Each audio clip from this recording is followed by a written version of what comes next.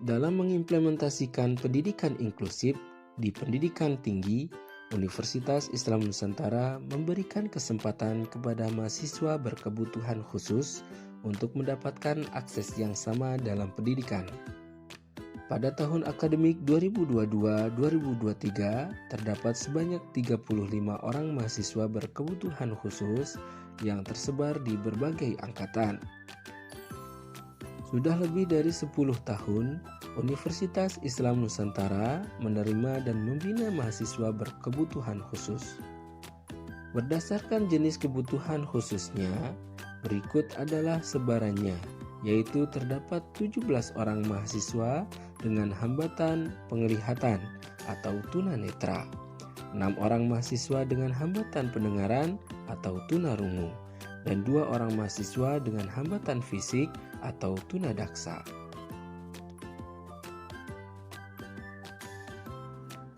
Salah satu fokus dalam implementasi Permenristekdikti nomor 46 tahun 2017 adalah pada bagian proses pembelajaran.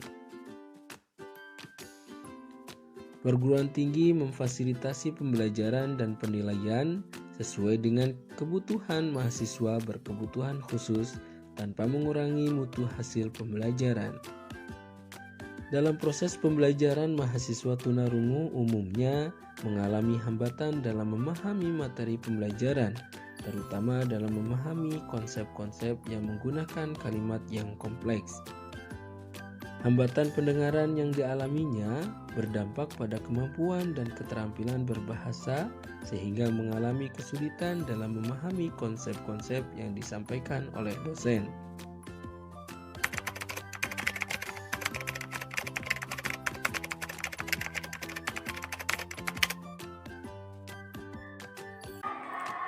Jadi kesulitan sama mengikuti pembelajaran di perkuliahan ini.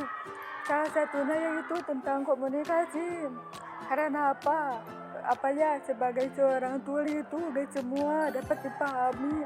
Misalnya dalam gerakan bibir gitu ya. Kadang-kadang ada dosen yang menjelaskan materi itu cepat gitu. Jadi kita sebagai tuli buat menangkap gerakan bibirnya terhambat juga. Terus kurangnya tes yang memadai. Seperti apa? Seperti tes gitu ya, gak ada. Kalau misalnya kita lihat PPT oke, dapat dipahami. Tinggal penjelasannya itu kita kekurangan informasi. Seperti itu.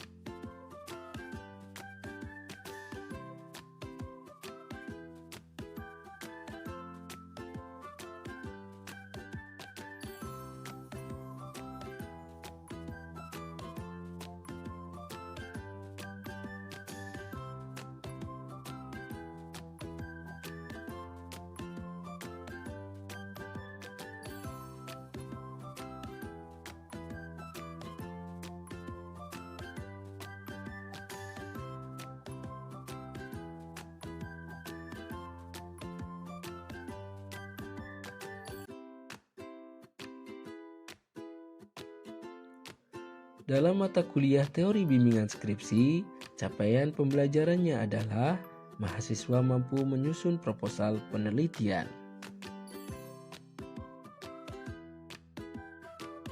Untuk mencapai capaian pembelajaran tersebut, maka diperlukan akomodasi pembelajaran yang sesuai dengan kebutuhan belajar mahasiswa tunarungu. Oleh karena itu, untuk memberikan aksesibilitas terhadap mahasiswa tunarungu, Dalam mengakses materi pembelajaran dalam mata kuliah teori bimbingan skripsi ini, program studi pendidikan luar biasa mengembangkan model pembelajaran yang mengintegrasikan materi pembelajaran semaksimal mungkin ke dalam teks, grafis, bahasa isyarat, dan takarir atau subtitle dalam bentuk video pembelajaran dan modul digital. Video pembelajaran dan modul digital ini dapat diakses kapan saja dan di mana saja, di dalam dan di luar pembelajaran, dan merupakan penggunaan teknologi digital dan internet yang menjadi media utama dalam pembelajaran saat ini. Tujuan dari penerapan model pembelajaran ini adalah: pertama, meningkatkan kemudahan aksesibilitas bagi mahasiswa dengan hambatan pendengaran dan mahasiswa pada umumnya untuk mengikuti pembelajaran baik daring maupun luring. Kedua, meningkatkan peran dan partisipasi mahasiswa dengan hambatan pendengaran untuk mengikuti pembelajaran. Ketiga, meningkatkan efektivitas bagi mahasiswa dengan hambatan pendengaran untuk mengikuti pembelajaran. Keempat, mensosialisasikan kesadaran tentang kebutuhan belajar yang unik dari mahasiswa berkebutuhan khusus dengan hambatan pendengaran kepada segenap sivitas akademika Universitas Islam Nusantara, terutama para dosen di lingkungan Fakultas Keguruan dan Ilmu Pendidikan Universitas Islam Nusantara. Pengembangan model comprehensive visual learning diawali dengan proses perencanaan. Dalam tahap ini dilakukan analisis kebutuhan belajar mahasiswa dengan hambatan pendengaran dengan merujuk pada bahan ajar mata kuliah teori bimbingan skripsi. Penganalisisan bahan ajar berdasarkan pada RPS dan materi dalam modul ajar. Selanjutnya, tim dosen, pengembang model inovasi, melaksanakan focus group discussion bersama dengan mahasiswa, baik mahasiswa dengan hambatan pendengaran, juga dengan mahasiswa semester 7 lainnya. Focus group discussion juga melibatkan dosen yang mengampu mata kuliah ketunarunguan, dosen prodi lain, serta tim animasi dan grafis. Langkah selanjutnya adalah pengembangan media pembelajaran yang digunakan dalam model ini, yaitu video, animasi, dan modul ajar yang dilengkapi infografis dan hyperlink. Tim dosen senantiasa berkoordinasi dengan mitra, yaitu tim animasi dan grafis. Dalam langkah pengembangan media ini, video dan modul yang telah disusun kemudian dibahas dalam focus group discussion untuk mendapatkan saran, masukan, sekaligus validasi. Fokus grup diskusi melibatkan narasumber dari Asosiasi Profesi Ortopedagogi Indonesia, tim dosen yang mengampu mata kuliah ketunarunguan, mahasiswa dengan hambatan pendengaran, dan mahasiswa semester 7 lainnya.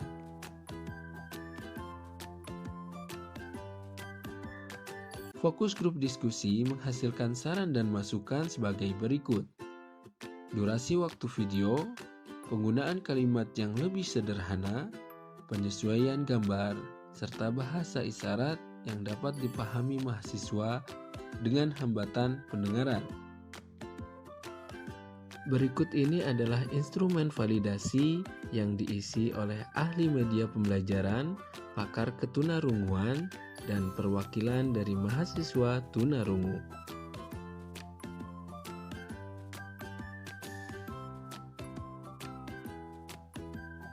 Tahapan berikutnya adalah tahapan uji coba dari penerapan media pembelajaran yang telah dikembangkan.